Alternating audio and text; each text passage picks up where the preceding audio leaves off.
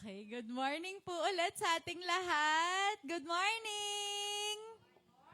Ayan, tayo po tayong lahat para po mag-prepare for our worship this morning. Batiin po natin ang ating mga katabi ng I'm so blessed na nandito ka.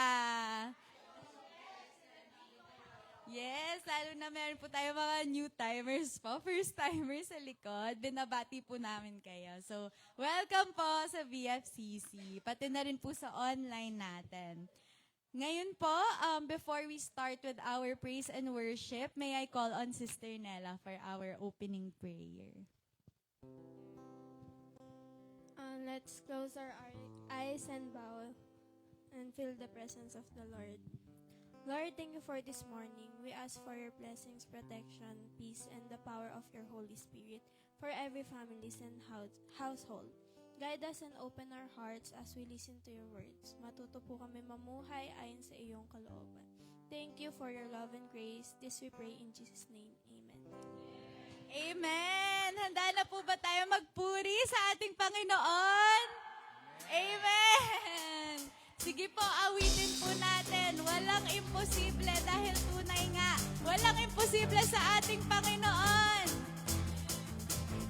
Amen!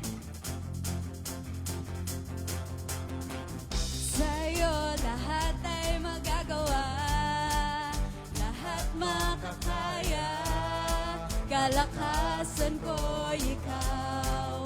Walang imposible sa'yo aking nakita. Naglay mong pag-asa, ako ay nagtitiwalang walang imposible. Amen! Declare po natin to. Tayo po'y pumalakpak. Hindi aasa. Hindi aasa sa nakikita. Hindi aasa. Hindi aasa sa nadarama. Ikaw lang, Lord. Ikaw lang ang lagi kong kasama.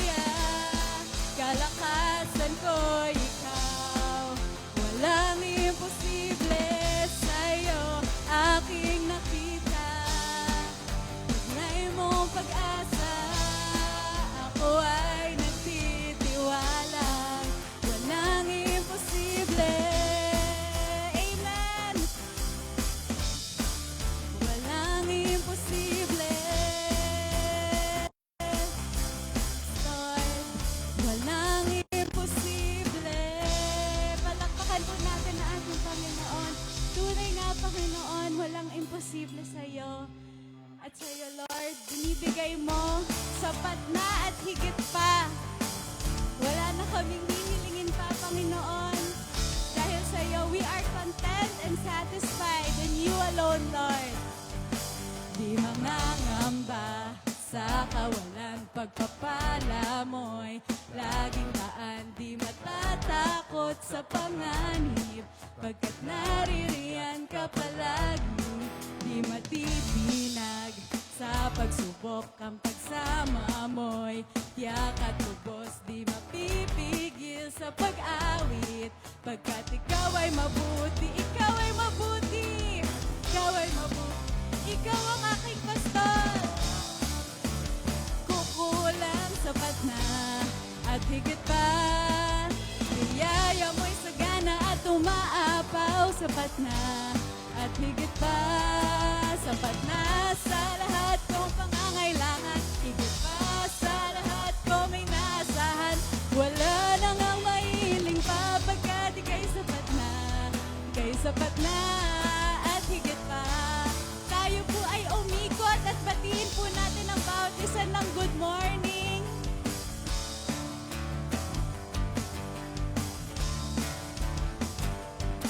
Di mangangamba sa kawalan pagpapala mo'y laging daan. Di matatakot sa panganib pagkat naririyan ka palagi.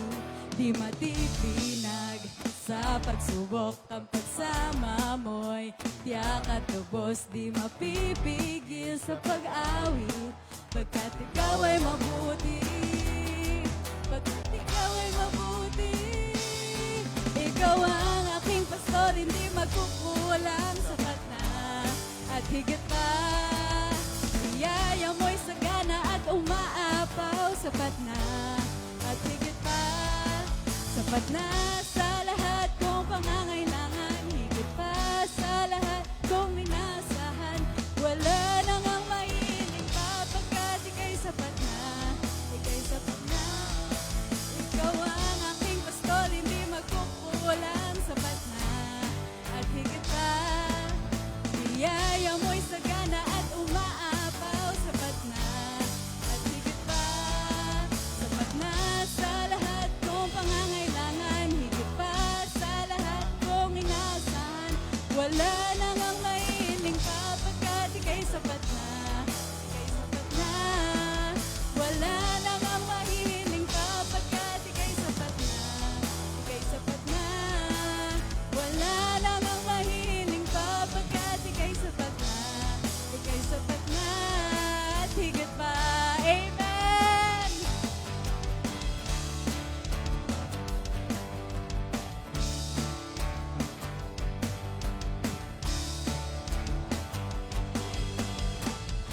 Amen and amen. Salamat, Panginoon, sa lahat ng mga biyaya mo. Pati na rin po sa mga pagsubok, Lord. Salamat pa rin po. Dahil kung ano man po yung pinagdadaanan namin, alam namin kasama ka namin, Panginoon. Gawin po nating panalangin sa ating Panginoon ang susunod na kanta. Kung mayroon lamang ako sa libong buhay, hindi pagkakait, lahat sa'yo'y ibibigay. Gayon pa man sa'kin, nag-iisang taglay, ilalaan bawat saglit upang ibigin ka nang walang muli pa po kung mayroon. Kung mayroon lamang akong sanibong buhay, hindi pagkakait, lahat sa'yo'y ibibigay. Gayon pa man sa'kin, nag-iisang taglay, ilalaan bawat saglit upang ibigin ka nang walang humpay. na hindi napapagal sa pag-alon. Puso ko ay sa'yo nagmamahal sa habang panahon. Natatanging kayamanan ko'y ikaw ay sambahin. Wagas na pagsinta iyong dinggin, kalakip ng awitin. Kung mayroon lamang akong sanlibong buhay, hindi pagkakait, lahat sa'yo'y ibibigay. Gayon pa man sa'kin, nag-iisang taglay, ilalaan bawat saglit upang ibigin ka nang walang humpay. Gaya ng dagat na hindi napapagal sa pag-alon. Puso ko ay sa'yo nagmamahal sa habang panahon. Natatanging kayamanan ko'y ikaw ay sambahin. Wagas na pagsinta iyong dinggin, kalakip ng awitin. Gaya ng dagat na hindi napapagal sa pag-alon. Puso ko ay sa'yo nagmamahal sa habang panahon. Natatanging kayamanan ko'y ikaw ay sambahin. Wagas na pagsinta iyong dinggin, kalakip ng awitin. Wagas na pagsinta iyong dinggin, kalakip ng awitin. Wagas na pagsinta iyong dinggin, kalakip ng awitin.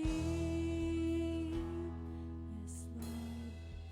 Binibigay po namin, Panginoon, ang aming mga buhay sa inyo, Panginoon. Lord, we lay down our lives at your feet, Father. At ngayon po, hinihiling namin, Lord, na make us pure, make us holy, set us apart, Father.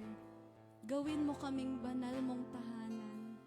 Fill us with your Spirit this morning. Ang puso ko'y dinudulog sa'yo, nagpapakumbaba, nagsusumamo, pagindapatin mo, ikaw ay mamasdan, makanikat, sa'yo ay pumisan. Ang puso ko'y dinudulog sa'yo, nagpapakumbaba, nagsusumamo, pagindapatin mo, ikaw ay mamasdan, makanikat, sa'yo ay pumisan. Loobin mo, buhay ko'y maging banal mong tahanan, luklukan ng iyong wagas na pagsinta. Daluyan ng walang hanggang mga papurit pagsamba, maghari ka, O Diyos, ngayon at kailanman. Ang puso ko'y dinudulog sa'yo, nagpapakumbaba, nagsusumamo,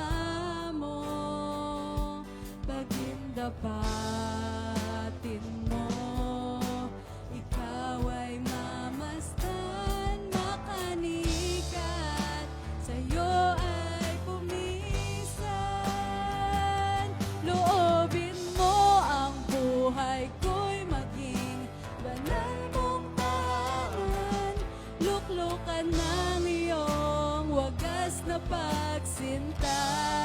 Daluyan, daluyan ng walang hanggang mga papurit pagsamba.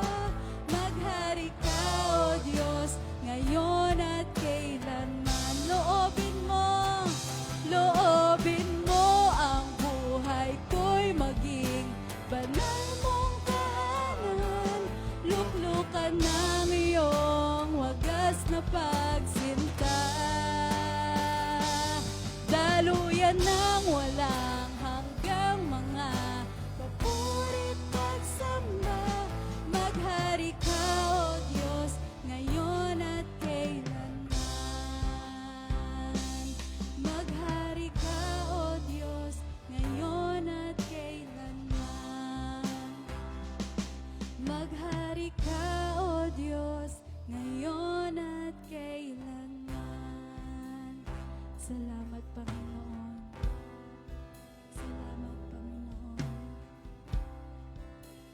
Lord, ngayon we offer our lives to you. We offer our Sunday to you, Lord. I pray na we will not leave this room, Lord, the same, and we will leave this transformed, Lord. Lead us with your message today, Jesus, and let us get to know you more today, Lord. In Jesus' name we pray. Amen and amen. Amen. Manatili po tayong nakatayo for our scripture reading.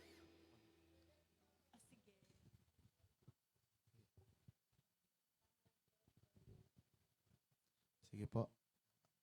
Basahin po natin ang Mark chapter 7 verse 14 to 23.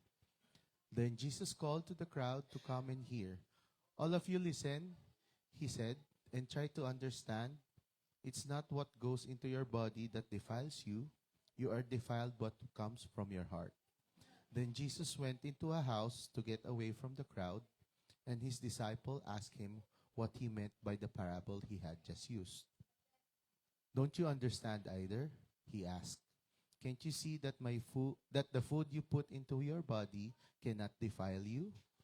Food doesn't go into your heart, but only passes through the stomach and goes into the sewer. By saying this, he declared that every kind of food is acceptable in God's eyes. And then he added, it is what comes from inside that defiles you. For from within, out of a person's heart come evil thoughts, sexual immorality, theft, murder, adultery, greed, wickedness, deceitful, lustful desires, envy, slander, pride, and foolishness. All these vile things come from within. They are what defile you.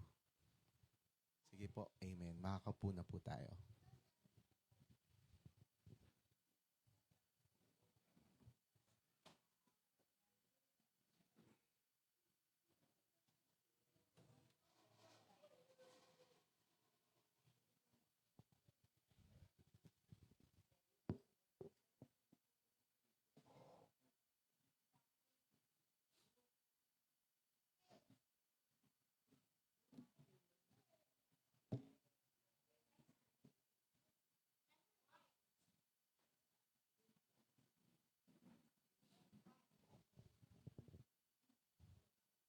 Masayang araw po ng linggo sa lahat. Good morning, BFCC. Sa mga naririto at online brothers and sisters, gusto ko po pakitapik nyo yung katabi nyo. Sabihin nyo, masaya ako at nandito ka. Sige po. Ngitian nyo naman, parang hindi kayo masaya eh. Pati yung mga nasa online, hinto-hinto mo na ng mga ibang ginagawa. Yan. So, tayo po ay yumuko at tayo ay manalangin. Aming Ama, salamat po sa pagkakataong ito na ibinigay mo sa bawat isa na makapakinig ng iyong salita. Lord, we lift up to you everything, lahat ng aming inaalala, iniisip, mga tanong sa aming puso, ibinibigay namin sa iyo ngayong umaga. Katagpuin mo po ang bawat isa. And we rebuke the works of the enemy dito po sa church and even online na siya nga hadlang upang lubusan naming maunawaan ang iyong mensahe ngayong umaga. Salamat po. Ngayon pa lang, Lord, inaangkin na namin ang mga pagpapala na nakalaan para sa amin. Bawat isang naririto. And even, Lord, yung kasama namin sa aming online worship celebration. Purihin ka at dakilain ka itong aming dalangin sa pangalan ni Jesus. Lahat tayo magsabi ng Amen. Amen. So, ulitin ko, masayang araw po ng linggo. Yan. May tanong po ako sa ating lahat. Yung mga nandito, pwede nyong itaas yung kamay nyo at ikaway-kaway pagka yung tinutukoy ko. Yung mga nasa online naman, pwede nyong itype, ako yan. Yan, ako yan. Sige, ito po yung ating tanong. Yan. Sino po dito ang lumaki sa isang malaking pamilya, yung may kapatid na 10 pataas? Taas ang kamay at ikaway-kaway. Ay, wala. 0. Siguro online, may magta-type niyan, ako yan. Sino naman yung nagmula sa maliit na pamilya, 9 ang kapatid pababa? Yan. Taas ang kamay, kaway-kaway. Ay, hindi na pwedeng umulit. Labas. Meron pala 10, nakalimutan niya. Ay, 10 pala kami. Sino naman yung, meron ba ditong nag-iisang anak? Kuya Eric. Asa na? Si Eric nasa loob. Yeah, isang anak lang. At, sino yung nagmula sa blended family? Ibig sabihin, may kasama kayong kapatid nyo sa ama o sa ina sa loob ng bahay. Yan. Sino naman yung may extended family? Yung may lolo, lola, o tsahen, tsuhen? Parang, tuwing gano'n, si Jade kumakaway. Ano, all of the above? Yan, yung mga online. Type nyo lang, ako yan. Salamat po. Ako po, lumaki po ako sa isang tahanan. Nakasama ko ang aking lola sa tuhod at lola. Kasama ang palad, wala na po ko inabutang lolo sa parehas na side, sa mama ko at sa papa ko. Dahil compound yung aming tinutuluyan sa Novaliches, side po ng mama ko, kasama ko lumaki ang lola ko sa tuhod at lola ko. So lumaki po ako na nakikita ko silang madasalin. Pagdating po ng 6:00, tinatawag na kami kahit naglalaro kami kasi kailangan namin magdasal. At lagi po rin silang nagsisimba.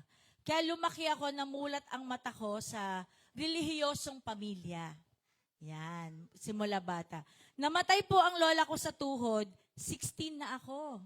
At yung yung lola ko naman ay 28 na ako. So most of my childhood, kasama namin sila. So yun yung kinalakihan namin. Kaya naging reliyosa din ako at madasalin. Kahit nung naging Christian na kami, ganon din, namulat ako na kailangan lagi magpupunta sa church, magsasamba, mananalangin. Pero dahil nasimulan nyo ng bata pa ako, parang puro sanguso lang, wala sa puso. Parang ang dating sa akin, ritual na, regular na, obligasyon na. May mga umaga pa nga gigisingin kami for church, parang ayoko na, ang bigat na ng katawan ko kasi every Sunday na lang. Tapos Monday to Saturday, ang daming ginagawa.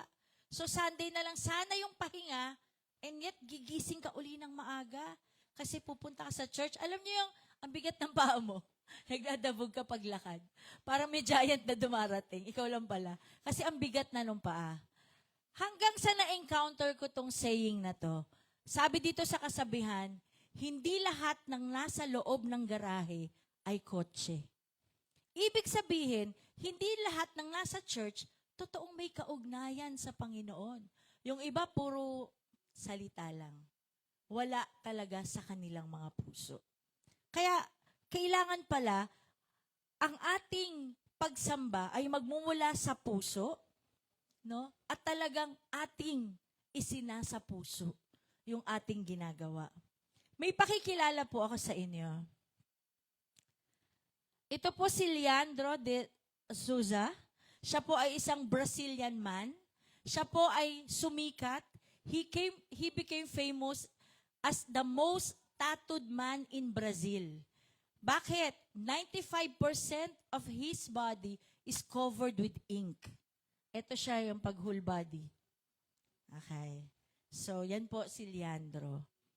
At lately, siya po ay nag-undergo sa isang very painful extensive laser removal treatment after knowing Christ.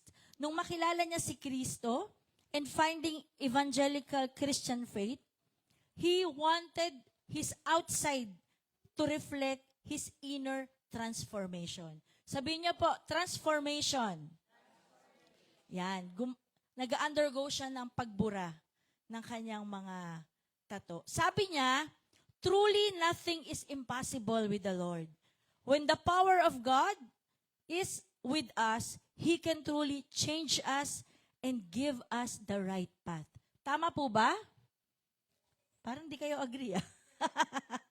When Jesus Christ is in us and the power of God is in us, He can truly change us. So gusto ko basahin nyo to, sabay-sabay kayo with energy and full of conviction. Sige po, 2 Corinthians.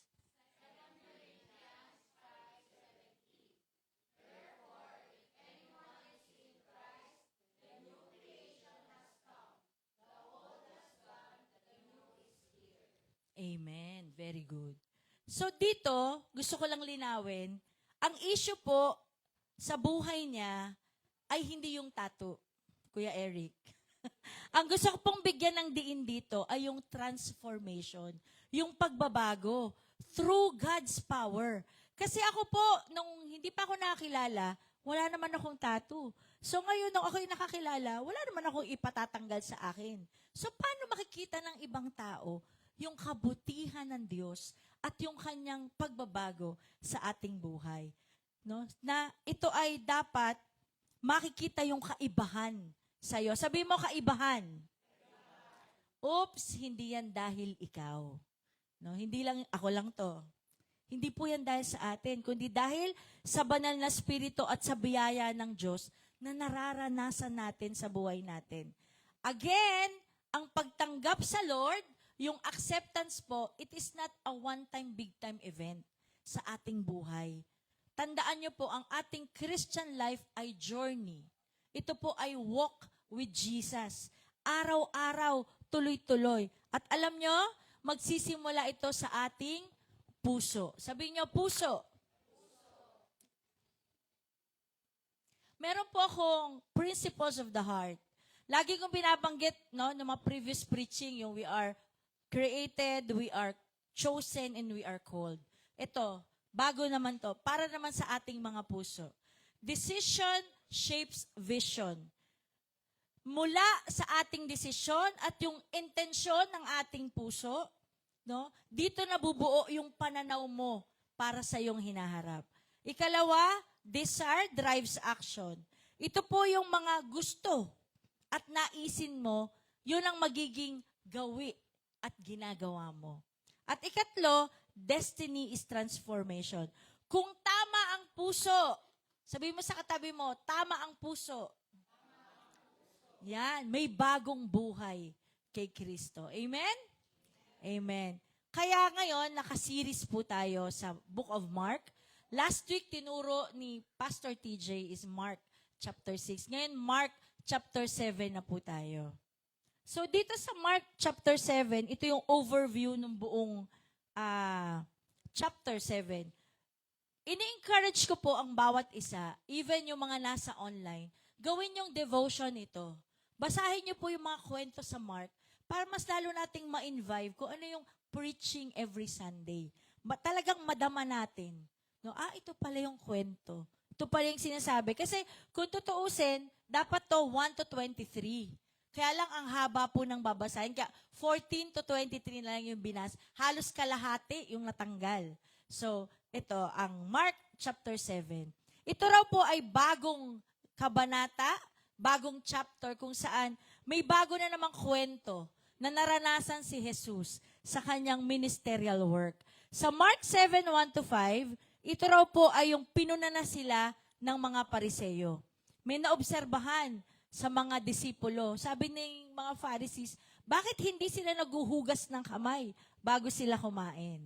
Pagdating sa 6 to 13, ito raw po yung sinagot na sila ni Jesus. Nagtanong sila so tumugon naman siya. At pagdating sa 14 to 23, nagturo na ang Panginoon tungkol sa tunay na nagpaparumi sa isang tao. So ito po yung Mark chapter 7. Kaya po nagtanong ang mga Fariseo that time, sila po ay nagbabantay kung kailan magkakamali si Jesus. Ang tawag po dyan ay abangers. Nag-aantay po sila ng pwedeng ipintas. At alam nyo ba, kalapitin nyo yung katabi mo, alam mo ba? Meron din tayong modern day abangers. Kaya ingat kayo kasi marami ring nakamata sa inyo. Tama, mali? Kaya ingat po. Sabi mo sa katabi mo, ingat ka. Yan. How to have a heart that honors God. Ito po ang ating sasagutin ngayong umaga. Paano nga ba tayo magkakaroon ng puso na nagbibigay paggalang at pagsamba kay Jesus? Nako, sabi mo sa katabi mo, usapang puso pala to. Yan. Para kinikilig si Nathan tsaka si Nela. Sa usapang puso, tsaka si CJ. Asa si CJ? No? Usapang puso pala. Yan. Gusto ko to yung usapang puso. Pero ayaw to ng mga judgmental, di ba? Pero I'm sure wala niyan sa BFCC. Tama? Di ka sure. So, yan. Bakit napakahalaga ng puso? Aside dun sa sinasabi nating puso ang sentro ng buhay, no? Heart equates life. Pag sinabing heart, ibig sabihin buhay. May buhay, di ba? Another reason, alam niyo po, it is where God sees the real you. Diyan nakikita ng Diyos ang totoong ikaw. Yung panlabas na anyo, madali po natin yang dayain. Tama, mali? Diba? Mapagkunwari ang tao Madali natin yang madaya. Pero yung puso mo, wala kang maitatago dyan dahil nakikita yan ng ating Panginoon. Ano pong sabi sa Mark 7, 6 and 7? Sabi sa verse 6, Jesus replied, "You hypocrites." Sa Tagalog, mga mapagkunwari. Sabihin nyo nga, ouch. Di ba? At sa verse 7, sabi din, they worship me in vain. Their teachings are merely human rules. Ouch uli ito. Ano to, double kill? No? Ito yung tanong ni Jesus at sinasabi sa kanila. Kaya bilang mga Kristiyano, dapat nating malaman how to have a heart that honors God. Hindi porket ikakasal na si Renz at si Tish, ay yung puso ni Renz para na lang kay Tish. At si Tish, ganun din kay Renz. No? Kung hindi, dapat ang puso natin unang-una para kay Lord. At siya ang magbibigay sa'yo ng tamang tao na mamahalin mo at mamahalin ka. Amen ba, Nela at Nathan? Kasi madalas ko po makita si Nathan tsaka si Nela, bagamat magkaiba kami ng bahay, nagchat-chat, ngiting-ngiti. Wow. Smiling while chatting. So may mga kilig factor na po. No? Una, ano nga bang dapat na puso na meron tayo? Sabi dito, prudent sa verse 6. Ang definition po ng word na prudent, good judgment, wise, careful in their approach to worship or spiritual practices. Sa Tagalog po, ito ay maingat at matalino. Dalawang salitang Tagalog. Hindi pwedeng maingat lang at walang talino. At hindi pwedeng matalino lang at hindi maingat. Ang pagiging prudent parehas. Maingat at matalino. It conveys a sense of intentionality and mindfulness in worship. Sasadyain mo at maglalaan ka ng oras ng pagpupuri sa Diyos. Halimbawa, tanong, ilang oras po ang nauubos ninyo sa pagse-cellphone? 10, 12, 24, 40? Wala nang nagawa, di ba? Alam nyo, may bago po akong nakalilibangan, yung Threads. Sabi po ng mga anak ko, nanay mo, tambay sa Threads. Si Ate Tess din, so magkagrupo tayo. Nakakaaliw siya na hindi mo napapansin, mahaba na yung oras. No? So ngayon, kinakancel ko na siya. Na binabawasan. Kasi dapat ang priority natin, sasadyain mo raw na magpuri ka sa Panginoon. Ano yung action na dapat meron tayo? A prudent heart takes time to worship, Prepare your mind, always mindful of their words and actions before entering God's presence. Ito po yung mga bagay na dapat inihahanda ng taong may maingat at matalinong puso. At sabi sa verse 6, these people honor me with their lips, but their hearts are far from me. Masakit din po yan. Madaling kumanta, di ba? Madaling magtaas ng kamay pag linggo, pag nandito tayo. Pero anong tinitingnan ng Diyos? Yung tatak ng damit na suot mo every Sunday? Hindi po. Di ba? Kahit hindi ka signature na damit, ang tinitingnan ng Diyos ang ating puso. Nabalitaan ko kamakailan, pag pumasok ka daw sa US at fake yung dala mong bag, sisirain at kukumpiskahin. Buti na lang, original yung puso ko. Di ba? Buti na lang, nakikita ng Lord ang ating heart. Na pagpunta natin sa church, yan talaga ang una niyang tinitignan, yung ating puso. And outcome. Ito, pagdating sa outcome, makinig kayo, baka kayo to. No? Christians with prudent heart weigh their decisions carefully at considering how they'll impact their walk with God. Alam niyo po, ang real worship is how your life and how you live for God. That's real worship. Kaya na-compose yung kanta na Coming Back to the Heart of Worship. It's more than the song. Hindi rin sa galing ng mga tumutugtog, but praise God, napakahusay ng ating banda. Palakpakan nga natin ang Panginoon. Mahusay din ang ating technical team, headed by Kuya Josh, na nagtitimpla ng ating mga tugtog dito. Purihin ng Lord. Siyempre, mahusay din yung worship leader natin. Amen?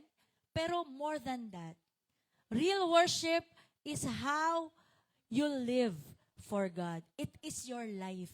Yan po ang tunay na papuri sa ating Diyos. Amen? Amen. Sabi po sa Romans 12, sulat nyo na lang, 1 to 2, maraming may memory verse nito. Present your body as living sacrifice, di ba? Do not conform to the world, but be transformed by the renewing of your mind. Iyon daw po ang tunay na pagsamba para sa ating Panginoon. Sabi ko nga dati, kahit na walang magagandang instruments, kahit nasa ilalim lang tayo ng punong mangga, pero kung tayo ay buong pusong magpupuri sa Diyos, kaya nating yanigin ang langit sa ating mga papuri. It's the same as a full band na naka-aircon ka sa isang magandang church. Amen? Amen. Second quality na dapat meron tayo, understanding, verse 18 to 19. Definition po nito, it means to grasp spiritual truths and recognizing what truly matters to God. Kinikilala mo na ang talagang mas may impact at tinitingnan ng Diyos is the state of one's heart, not the external action alone. Mahalaga din yung panlabas na inaarte natin, pero balanse po, tinitingnan din yung laman ng ating puso. Dito po sa Mark 7, Jesus is teaching and explaining to His disciples that it is not what goes in to a person that defiles them. Defile meaning nagpaparumi. Hindi raw po sa kinakain. Kaya mamaya, kumain kayo ng maraming pansit gisado. Nandyan po sa gilid. May kasamang puto at kutsinta. Ang nagpaparumi sa tao ay ang lumalabas sa kanyang bibig dahil ito ay nanggagaling sa kanyang puso. Luke 6:45. Yan, pakibasa po ito hanggang dito lang. Sabay-sabay po ulit tayo. Luke 6.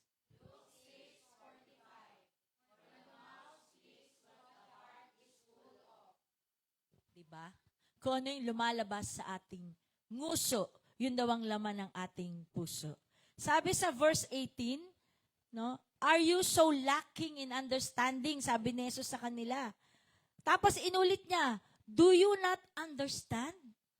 Yung understand at understanding, paulit-ulit na sinabi sa verse na ito.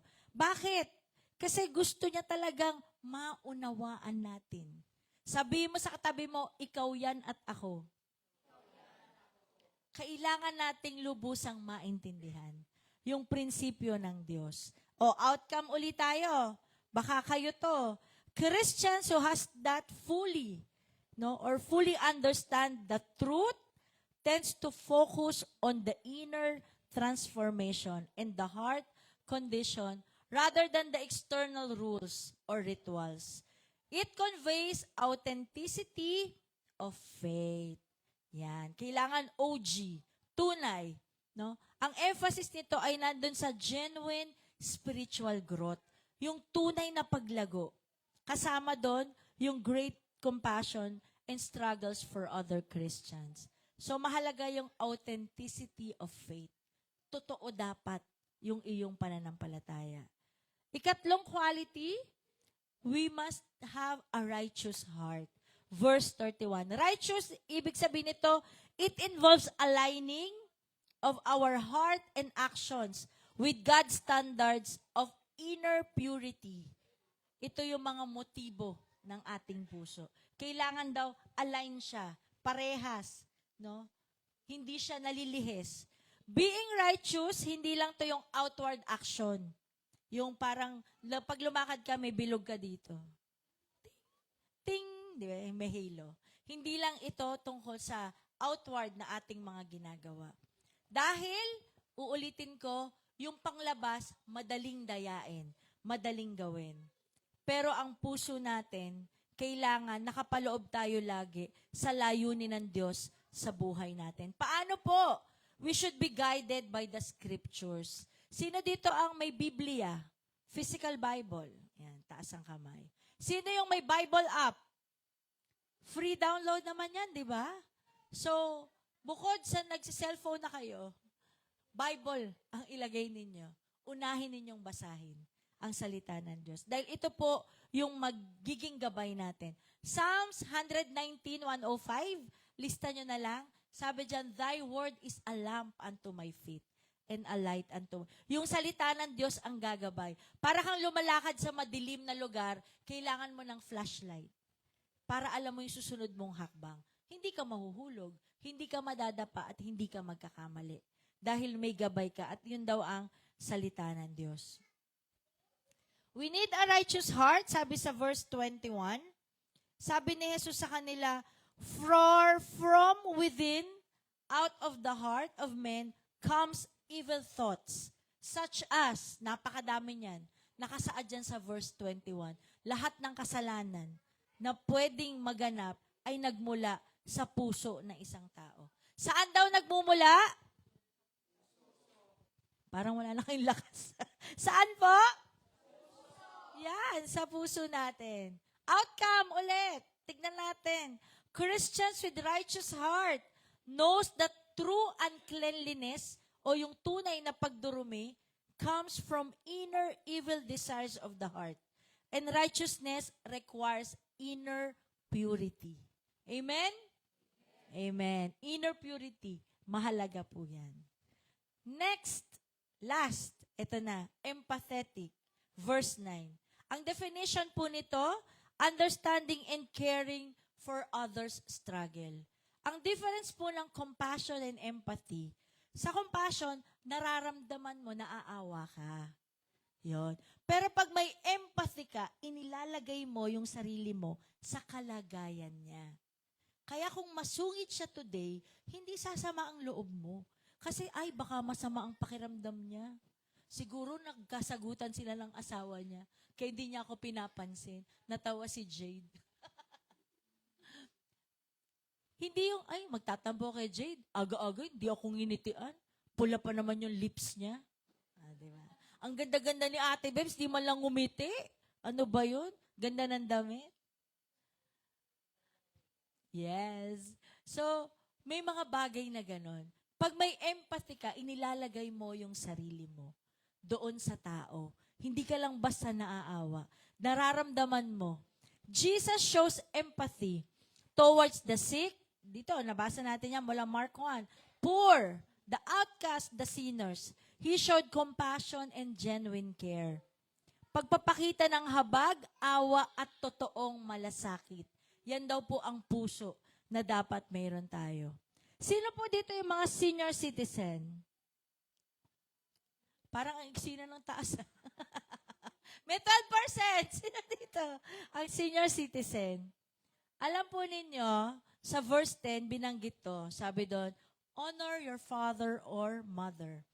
Then, sabi sa verse 11, sabi daw nung tao, sorry, I can't help you. Sabi nung anak, for I have vowed to give to God.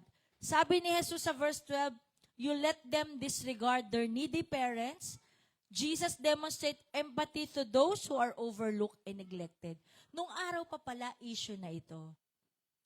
Ang gusto kasi ng Diyos, mahalin mo, igalang mo ang iyong mga magulang. At pag sila'y may pangangailangan, ito'y ibibigay mo sa kanila bilang parte ng kanilang paggalang. Pero pag sinabi raw ng mga disciples o ng mga membro na, ay, nagbigay na ako kay Jesus. Binigay ko na sa church. Nag-tithes ako eh. Kaya, Nay, pasensya ka na ha. Sa 1 linggo na lang uli. Gutom-gutom ka muna dyan. Ayaw po ng Panginoon. Ang gusto niya, yung rule na talagang lingapin mo. Yung command na lingapin mo ang iyong mga magulang. Remember, our first ministry is family. Kaya kung ako po hindi nyo makikita rito, malamang may inattend po akong pangangailangan ng aking mga anak. Dahil mas nalulugod ang Diyos pag inuuna mo ang iyong pamilya. Dahil ang vision ng BFCC, no, to saturate all household for Christ. Paano maniniwala si Kuya Rod na mahal ni Ate Bebs ang Panginoon kung pababayaan niya si DJ, yung apo niya? Pero habang nakikita niya na inaalagaan niyang mabuti, binago na siya ni Lord. Paano masasabi ni Aldin na mahal ni Matet ang Panginoon kung gusgusin si Aaron? Pero kung inuunaw at iniintindi niya si Aaron, no, malalaman lalo ni Aldin ang pag-ibig ng Diyos. Our first ministry is family. At yun din ang gusto ni Jesus. Hello, mga anak. Amen ba? Amen. Amen. Patuloy nating ipakita yung pagmamahal natin sa ating mga magulang. Outcome. Oh, baka kayo to. Christian who has an empathetic heart has a life that reflects God's love and care for others. They build strong relationship and show God's glory through compassion, understanding, and kindness. Their hearts and action often glorify by mirroring God's love. Ang sarap pakinggan, no? Yun daw ating buhay na may pusong maawain at nagpapakita ng pagtingin at pag-aalaga, ang reflection daw nun, pag-ibig ni Jesus. Hindi naman nabababa uli si Jesus at magpapapako sa krus para maramdaman ni Kuya Eric na mahal siya ng Panginoon. Mararamdaman niya yun pag tinapik siya ni Josh at sinabing, Brad, pinagpipray kita. Attend ka sa church. O, di ba nandito na sila ngayon? Yun yung God's love na napaparating natin. Amen? At bawat isa sa atin, gagamitin ng Panginoon para maramdaman ng kapwa natin kung gaano sila kamahal ni Jesus. Amen? Amen. Ang bilis natin, conclusion na. A heart, no, that honors God. Pag binuo natin yung mga letters kanina, anong word mabubuo natin? Pure heart. According to Mark 7, 1-23, we must have a prudent, understanding, righteous, and empathetic hearts. Pag sinabing prudent, may intentionality. Understanding, may authenticity. Righteous, may purity. At empathetic, may compassion and mercy. Amen. Ito daw po yung mga bagay na kailangan ng Diyos makita sa atin. Napicturean nyo na ba? Wow, ang bibilis, ha? Yan. God looks at the heart. Before we get busy sa mga bagay ngayong 2026, like your plans, activities, wedding plans, activities, mga dreams ninyo, achievements nyo, mga ambisyon nyo sa buhay, trabaho nyo, pamilya nyo. Dito po sa Mark 7, ang gusto ni Jesus, let us start from within. Magsimula tayo sa loob. Gusto ni Jesus na simulan nating iayos, itama, at gawing puro ang ating mga puso. Alam nyo, para din akong kinaltokan ng Panginoon sa mensaheng ito. Kasi isip na isip ako, what we will do for 2026 sa BFCC? Lord, gusto naming dumami. Lord, gusto naming magamit mo kami. Lord, gusto naming madagdagan ng workers, ng leaders, ng mga ministries. Pero sabi ng Lord, oops, pastora, let us start from within. Alam ko, ang dami niyong gustong gawin, ang dami niyong gustong ma-achieve ngayong taon na ito. Pero ang gusto ng Diyos, magsimula tayo sa loob, sa ating puso. Bago tayo maging abala sa panglabas at sa mga susunod na pangyayari sa buhay, nais ng Diyos na magsimula ka sa kalooban mo. Let our hearts be filled with His Holy Spirit for us to function and perform well. Remember, you cannot give what you do not have. Mahirap umarte ng malakas, pero sa totoo, sa loob, basag na basag ka at durog na durog ka. Let us reflect, no? Mag-evaluate po tayo. Bakit nga ba may burnout? Bakit may disappointments? May stubbornness? May failure? May depression? May panic attack? May anxiety? At marami pang iba. Bakit? Kasi weak yung loob. Yung mismong puso mo, mahina. Remember, ang gusto ng Diyos, magbago ka at sa sandaling bumalik ka sa Kanya, pagtitibayin niya ang iyong puso. At ang gusto ng Diyos, kailangan niya yung dalisay mong puso. Pure heart. Kung ano man ang laman yan, kung pwede i-eject, no? Tanggalin mo lahat. Tanong, kasakitan, takot, maraming bagay sa buhay. Kung ano man ang laman yan, alisin mo lahat. At hayaan mong ang Panginoon ang magpuno ngayong umagang ito. Gusto niya yung loob mo muna ang maging matibay. Para pagdating ng buong taon ng 2026, kaya na natin yan. Dahil alam natin, success comes from God. Wala namang gustong ang Diyos na mag-fail sa ating lahat. Kagabi lang kakwentuhan ko si Nela. Ang plano natin, townhouse. God's plan, mansion. Do not limit what God wants us to do. Let's start from within. Tayo po'y tumayo.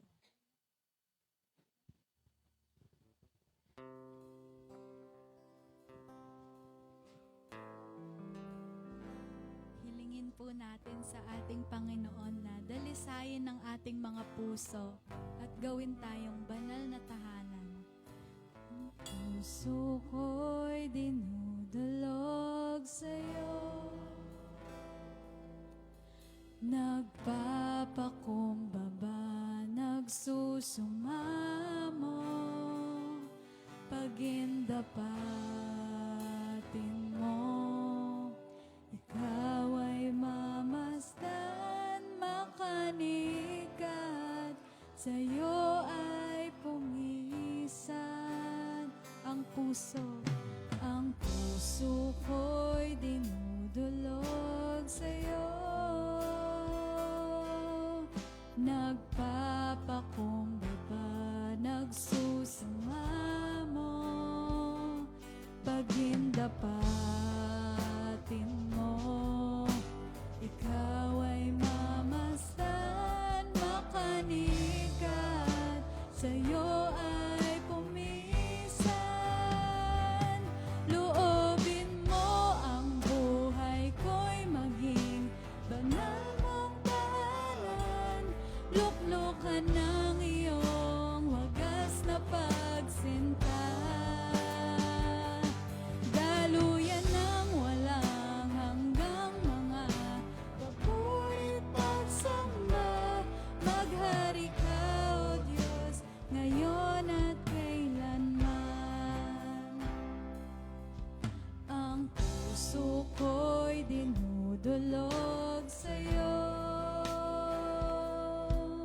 nagpapakumbaba, nagsusumamo, pagindapatin mo, ikaw ay mamasdan,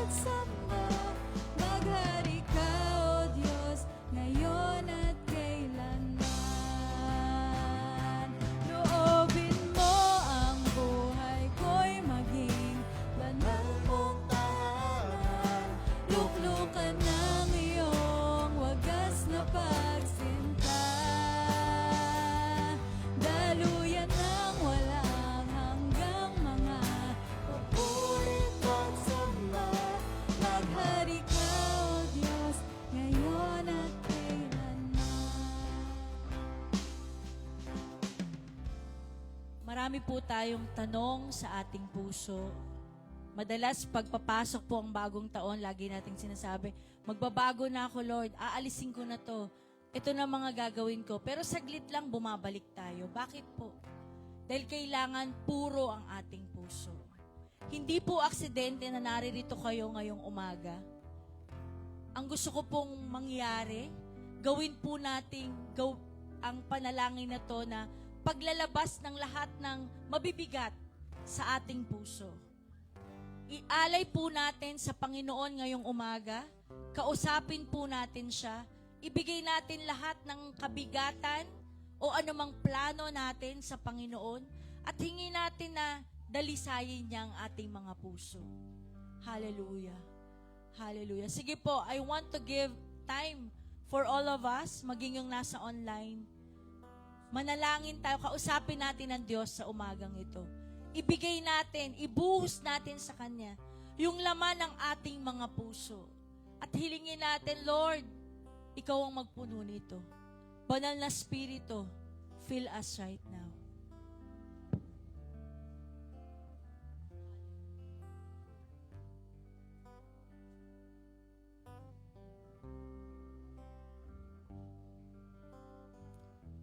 Habang nakapikit ang bawat isa, nais ko pong tanungin kung sino ang gustong tanggapin si Jesus sa kanyang puso sa umagang ito.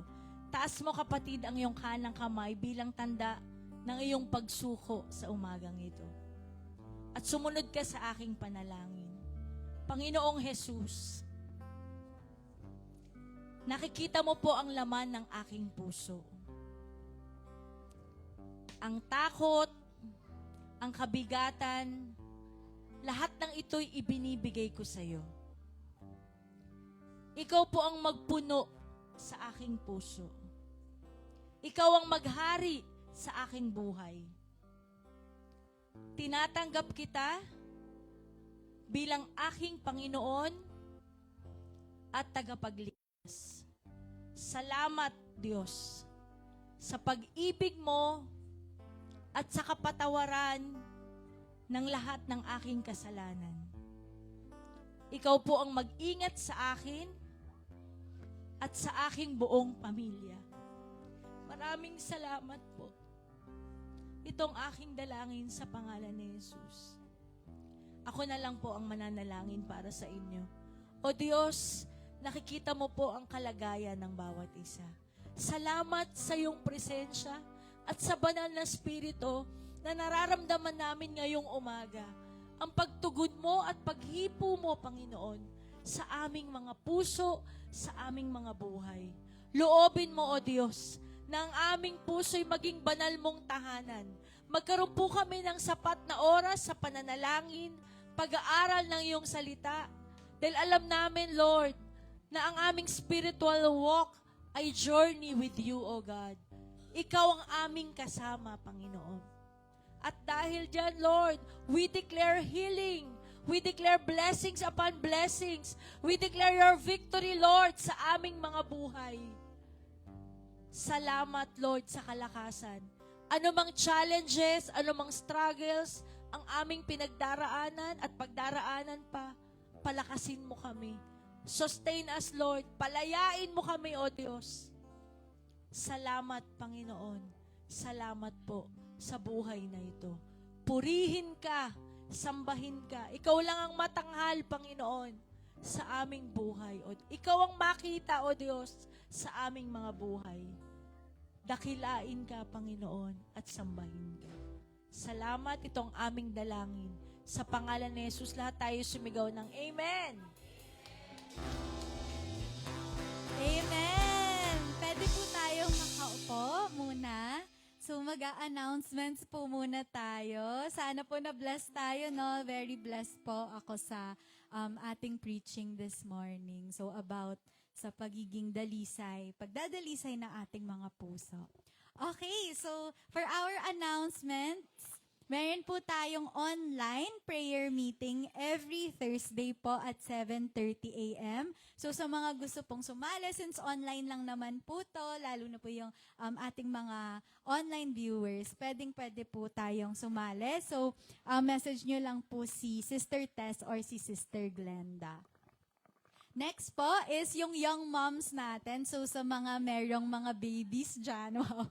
Sa mga young na mommies, meron pong Young Moms every Saturday at 4 p.m. If gusto nyo po mag-join, message nyo lang po si Sister Jade or si Sister Matet. And then, meron din po tayong Women's Bible Study. So, sa mga kababaihan po na wala pa pong small group, feel free lang po na i-message po si Dr. Evelyn if gusto nyo po mag-join. So, meron po silang joint fellowship every last Friday of the month at 2 p.m. So, sa bahay po ni Dr. Evelyn. Next po, sa mga may kids po dyan or mga anak, meron pong Kids Bible Study. So, every Sunday po yan at 9 a.m. Kasabay po ng Sunday service natin. And lastly, meron din po tayong Youth and Young Pro. So, mamaya po, lalabas po ang mga youth. Sige po.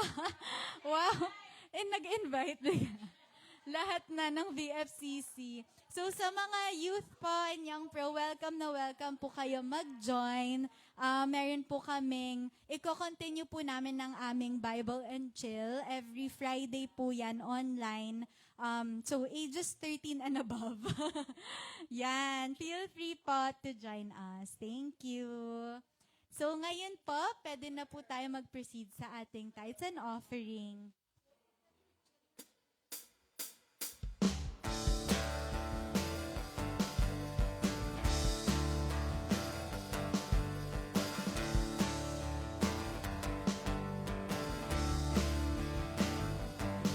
Di mangangamba sa kawalan, pagpapala mo'y laging daan. Di matatakot sa panganib, pagkat naririyan ka palagi. Di matitinag sa pagsubok, ang pagsama mo'y tiyak at lubos. Di mapipigil sa pag-awit, pagkat ikaw ay mabuti. Pagkat ikaw ay mabuti. Ikaw ang aking pastor, hindi magkukulang, sapat na at higit pa. Biyaya mo'y sagana at umaapaw, sapat na at higit pa. Sapat na sa lahat kong pangangailangan, higit pa sa lahat kong inaasahan. Wala na kang mahihiling pa, pagkat ika'y sapat na, ika'y sapat na. Wala na kang mahihiling pa, pagkat ika'y sapat na, ika'y sapat na. Wala na kang mahihiling pa, pagkat ika'y sapat na, ika'y sapat na at higit pa.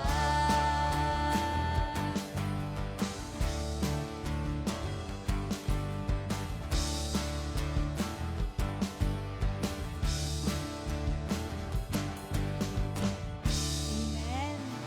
Tawagan po natin si Brother CJ para ipag-pray po ang tithes. Tayo po tayo. Let's bow our heads and feel the presence of the Lord. Pinupuri ka namin, Lord. Thank you, Lord, for all the financial provisions na pinagkaloob mo po sa amin sa buong week. Patuloy mo po, Lord, i-bless lahat sa kanilang mga work, business, maging sa kanilang pang araw-araw na pangangailangan. Salamat po sa lahat ng nag-tithes and offering. Dalangin ko po, Ama, na patuloy niyo po bigyan ng guidance sa bawat ministry na ikaw lang po, Lord, ang may tataas and magagamit namin ang mga offers sa pagsulong ng iyong kaharian.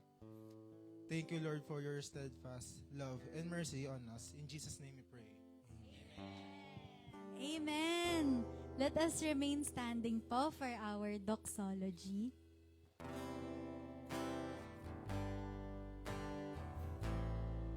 Awitin po natin ang Now Unto Him.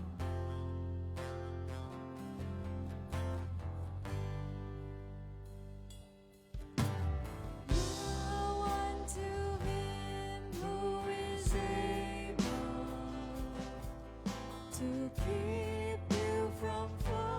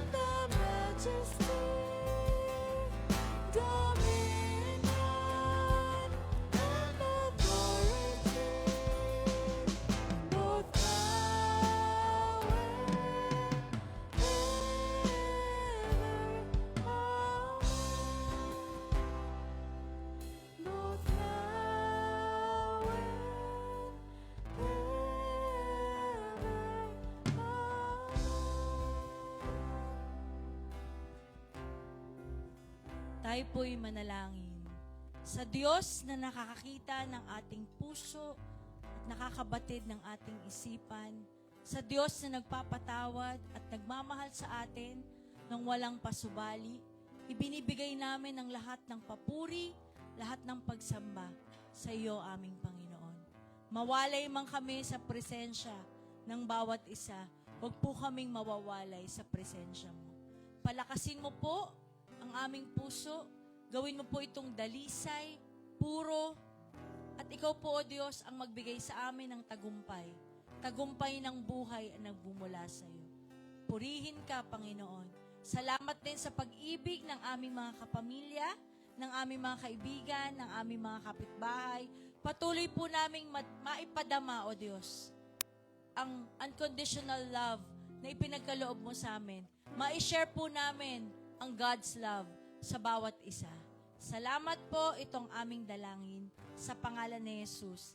Amen at amen. Palakpakan po natin ang Panginoon. Gawin po nating prayer for the whole week na tayo'y bigyan ng Diyos ng dalisay na puso. Amen? See you next Sunday po. 9 a.m. po ang ating call time reminder. 9 a.m. Sabi mo sa katabi mo, 9 a.m. See you next Sunday. Gayun din po sa online. Magbabati lang po ako sa mga online viewers natin. Hello po, Mami Pearly. Namiss ka po namin. Ang Yalong family, si Tito Oscar, Tito Rona, and Kuya Russell. Hello po. At happy anniversary po kay Tita Rona and Tito Oscar. Si Andrea, hi Andeng. Namiss ka namin today. Pagaling ka. Si Glenn, hello. Si Kuya Christian Lilio, hello po. Si Tita Rob, namiss ka po namin. Si Tito Noel, si Kat and Carlo, hello. Si Lola, ay si Tita Ate Bess, Ate Bess and Miggy, hello din po. Si Tita Ellen Sales, ayan. Thank you po sa pag-tune